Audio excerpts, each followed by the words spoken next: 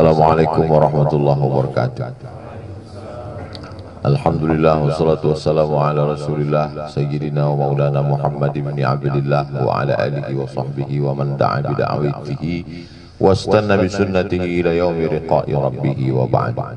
Lau ya'lamuna ma fil atamati was subhi, seandainya mereka tahu pahala salat subuh berjamaah dan salat isya, la atauhuma habwan, mereka akan datang walaupun merangkak. Allahumma barik li ummati fi bukuriha, berikan berkah pada umatku ini pada waktu paginya, paling pagi, paling awal, maka dia yang keberkahan. Maka kalau kita lihat dunia ini, Asia Tenggara, yang paling pagi bangunnya, dialah yang paling banyak dapat keberkahan hidup, walaupun dia tidak Islam. Jadi antara Brunei Darussalam, Malaysia, Singapura, Patani, Thailand Selatan, Moro, Filipina, Indonesia, yang paling pagi bangunnya Singapura.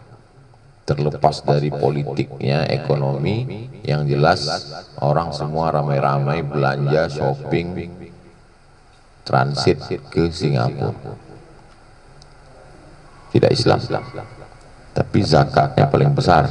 Tidak Islam, tapi wakafnya paling besar. Muslim minoritas, tapi ditata dengan sistem manajemen yang baik. Dan bangun pagi merupakan sunnah Rasulullah Sallallahu Alaihi Wasallam. Orang tidak Islam pun punya filosofi, jangan sampai rezeki dipatok ayam. Artinya habis, sudah habis. Malam menjelang pagi rezeki ditebarkan seperti orang punya ternak ayam, lalu dia tebarkan beras itu. Lalu begitu beras ditebar, siapa yang paling bangun awal, dia yang akan mendapat. Siapa yang paling cepat mencari, siapa yang paling awal buka matanya, dia yang mendapatkan itu semua. Begitulah lebih kurang gambaran visualisasi tentang ucapan Nabi Muhammad Sallallahu Alaihi Wasallam. Wa ma yantiqu anil hawa, Nabi berbicara bukan berdasarkan survei, bukan mengikuti hawa nafsunya, in huwa illa wahyun yuha, melainkan wahyu dari Allah Subhanahu wa taala. Statement ucapan Nabi itu adalah wahyu dari Allah Subhanahu wa taala. Hanya saja ada yang ditulis lafaz, kata, teks, redaksinya tidak boleh berubah, walaupun satu huruf wa tidak berubah menjadi fa, fa tidak berubah menjadi wa, maka itu disebut dengan Al-Quran.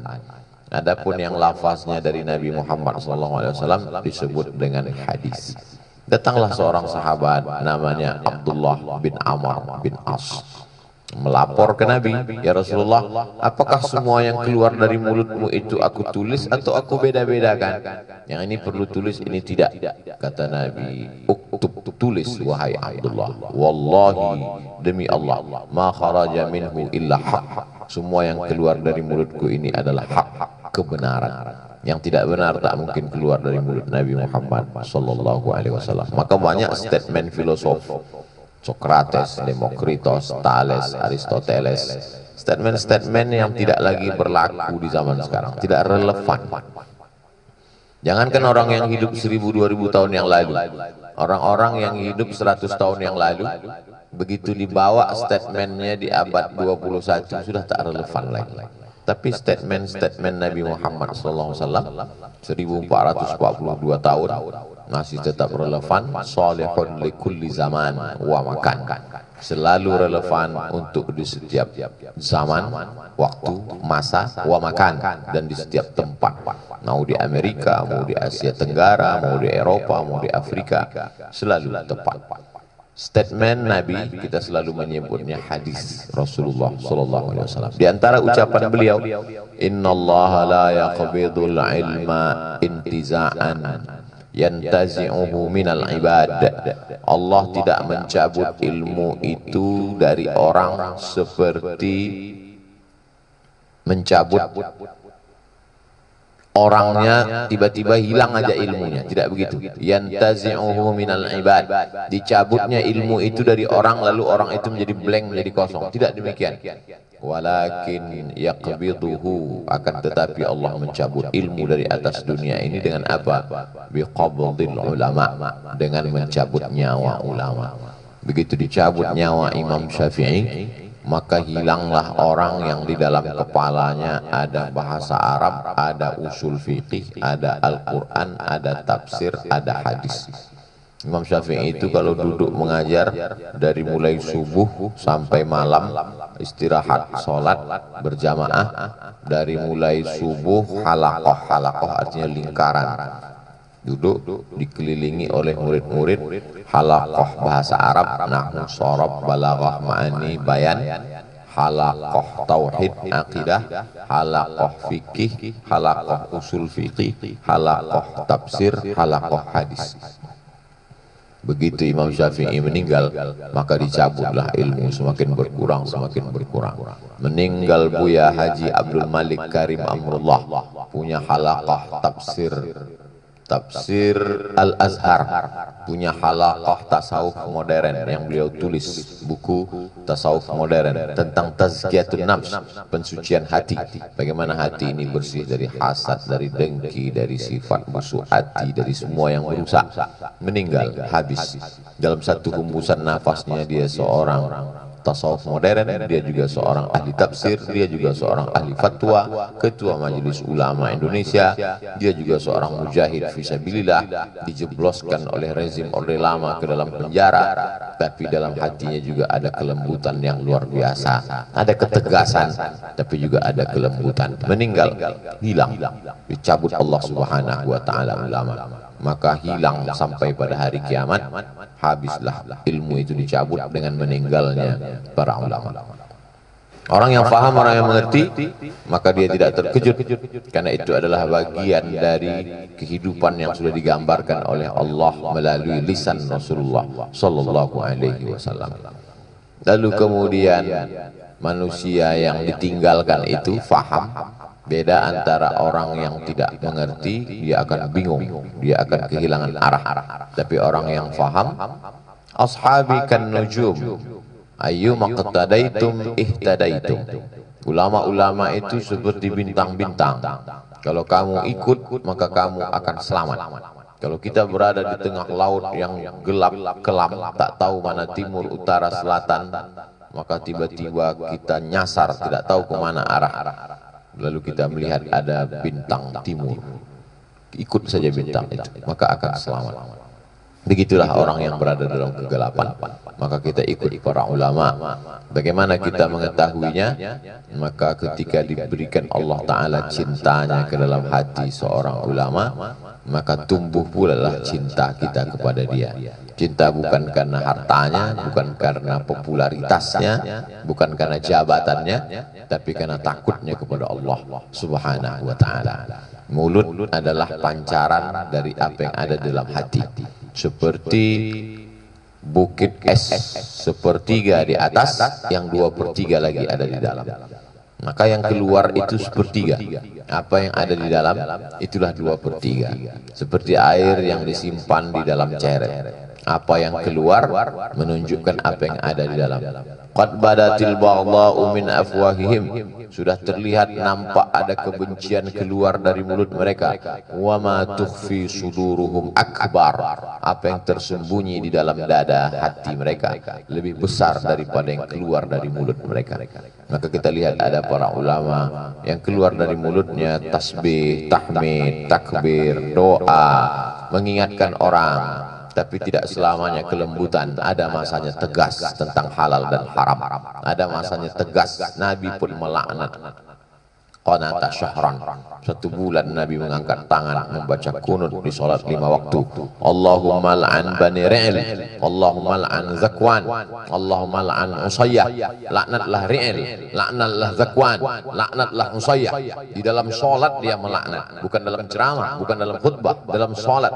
Summa tarakahu, setelah lewat 1 bulan dia meninggalkan laknatnya. Kunutnya tetap, yang ditinggalkan laknat dalam kunut itu. Kenapa Nabi melaknat Bani Ri'il, Bani Usayyah, Bani Zakwan? Karena mereka membunuh 70 da'i yang dikirim untuk berdakwah. Mereka habisi, mereka bantai, mereka pancung, dilaknat oleh Nabi. Tak ada Nabi mengatakan ketika sahabat datang, ya Rasulullah, 70 da'i kita sudah dihantam, dibunuh, dipancung, ditembak, dipanah, ditombak. Apa sikap kita? Maafkan saja, serahkan aja pada Allah. Ini adalah bentuk kelembutan hati kita. Enggak ada Nabi apa yang mengajarkan begitu. Bukan Nabi Muhammad SAW. Tapi ketika giginya patah, pelipisnya berdarah, sahabat mengelilingi beliau, lalu datang satu orang sahabat mengatakan, berdoalah ya Rasulullah, engkau punya doa mustajab. Kalau kau doakan musuhmu ini, rata mereka dengan tanah, mati mereka semua. Apa kata Nabi? Lam ub'ats la'anan. Aku tidak diutus menjadi tukang laknat. Doa yang mustajab, doa pamungkas itu biarlah aku simpan. Untuk apa? Syafa'atan li ummati yaumal qiyamah. Untuk umatku pada hari kiamat. 14 abad yang lalu dia sudah memikirkan kita di akhir zaman. Ini untuk umatku kusimpan. Kenapa pada saat pertama tadi dia melaknat, marah, berdoa dalam 1 bulan? Kenapa untuk kasus ini dia tidak marah? Konteksnya beda. Ketika dia marah tadi, konteksnya 70 orang da'i, ulama yang dikirim. Sedangkan ini dia tidak marah karena pribadinya. Kalau untuk pribadi kita tak perlu marah, serahkan pada Allah. Jadi bedakan. Jangan ketika konteks berjamaah dilarikan ke pribadi, konteks pribadi dilarikan ke jamaah. Itu Ustaz itu ngamuk-ngamuk. Kenapa? Karena diejek pribadinya. Itu orang penuh dengan kelembutan. Tampilkanlah Islam yang lembut, yang soft, yang inklusif, yang rahmatan lil alamin. Tapi ulama dihantam, dicaci maki, Islam diejek. Ya kita jaga saja hati kita. Ini datang dari mana? Laqad kana lakum fi Rasulillahi uswatun hasanah. Dalam diri Nabi Muhammad SAW itu ada suri tauladan yang baik. Kita tiru dia kapan dia marah dalam berjamaah dan kapan pula dia lembut dalam kepribadian. Maka semua yang dilakukan Nabi SAW itu adalah contoh sampai hari kiamat. Modelnya, juklaknya, bukunya mana? Al-Quran. Model hidupnya yang bergerak, bukan tinta yang ditorehkan di atas kertas mana? Kana khuluquhul Quran. Bagaimana Rasulullah itu wahai Aisyah? Aisyah menjawab, kana khuluquhul Quran. Akhlaknya adalah Al-Quran. Lalu setelah dia meninggal, siapa contoh kita sekarang? Al-ulama warathatul anbiya. Nabi tidak meninggalkan istana yang megah, tidak meninggalkan kursi emas, tidak meninggalkan nampan, gelas, piring, tempat makan dari emas. Bahkan dia melarang dari emas, dari perak. Yang dia tinggalkan adalah para ulama. Tinggal kita ikut saja para ulama, pewaris para nabi sallallahu alaihi wasallam, alaihi wassalam, afdalus salah wa azkas salam. Insyaallah selamat. Kata Nabi SAW, taraktu fikum, kutinggalkan pada kamu amraini in tamassaktum bihima lan tadillu abada, kitabullah wa sunnati, kitabullah Al-Quran dan sunnah Rasulullah sallallahu alaihi wasallam. Bangun pagi sunnah, salat berjamaah sunnah, berbagi sunnah, saling watawasau bil haq watawasau bis sabr sunnah, sarapan pun sunnah juga. Jadi jangan kita tinggalkan sunnah yang itu karena terlalu lama sunnah yang ini. Harus ada seimbang sunnah.